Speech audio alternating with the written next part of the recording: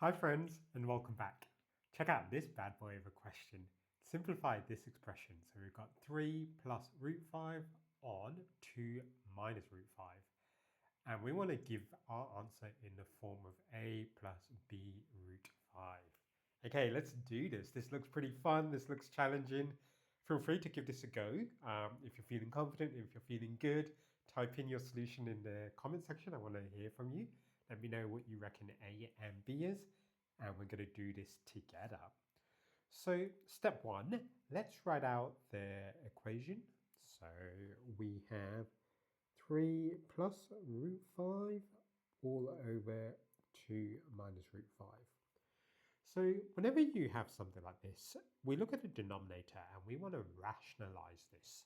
So right now we have an irrational number, which is not nice in maths. We want rational numbers. Rational numbers just mean nice whole numbers on the denominator. So in order to rationalize this, what we need to do is multiply it by its conjugate. Sounds pretty fancy. All it basically means is you multiply it by, instead of this being a negative, by its conjugate, it would be a positive.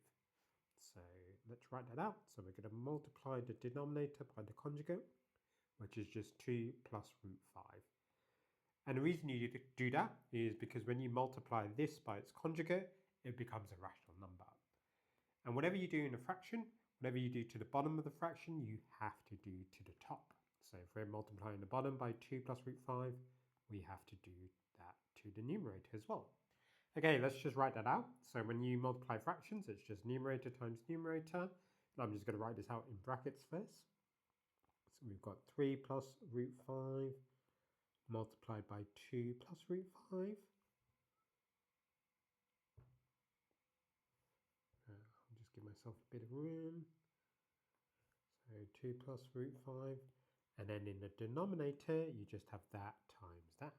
So 2 minus root 5 multiplied by 2 plus root 5. Okay, and now we could just work this out using FOIL. So we're just going to do that times that first. So 3 times 2 is 6. That times that, which is just positive 3 root 5.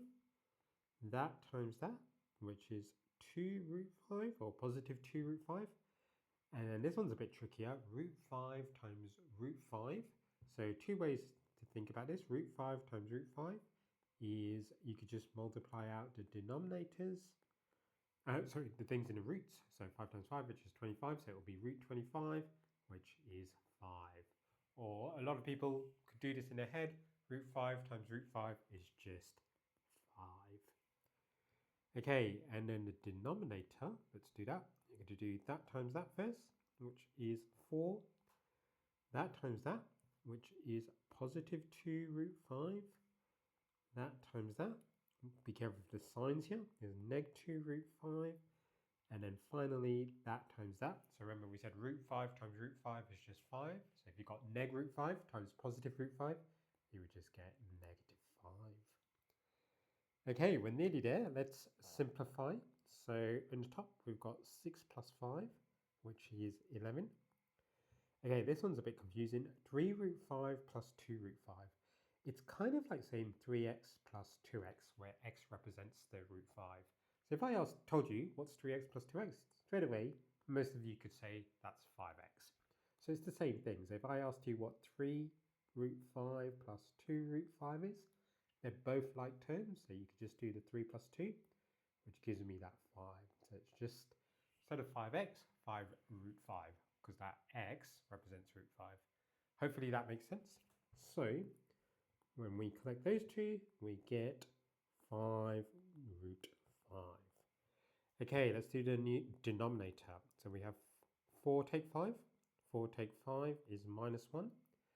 Okay, and then we've got 2 positive 2 root 5 minus 2 root 5.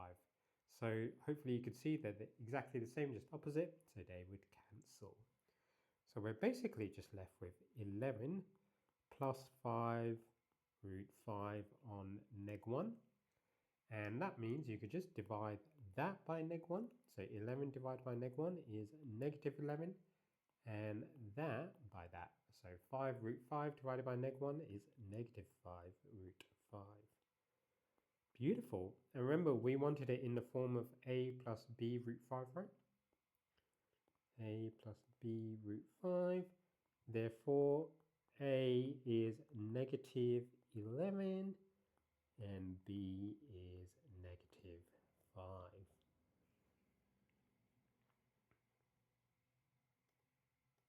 So hopefully you enjoyed watching that question. It was a pretty fun question, hey? Thank you for watching, and I will catch you next time. Bye-bye.